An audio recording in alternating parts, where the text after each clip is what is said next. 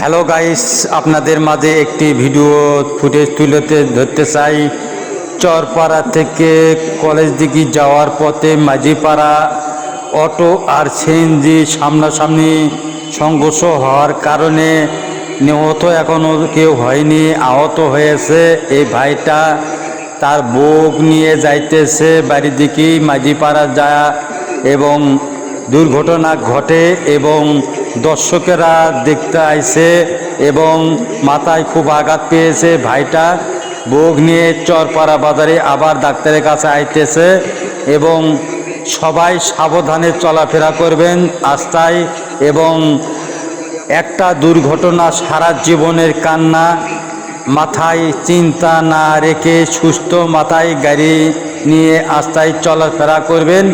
এবং এই ভাইটা উত্তর ধরেছে, ড্রাইভারটা বলতেছে আমার দোষ নাই, কিন্তু সিএনজিটা যে কোনো ভুলের কারণে সাইডে এসে এই অটো গাড়িকে মেরে দিয়েছে এবং তারপরও চাপা করতেছে আমি অপরাধ করে নাই, কিন্তু পাবলিকে বলতেছে তুমি অপরাধ করেছো।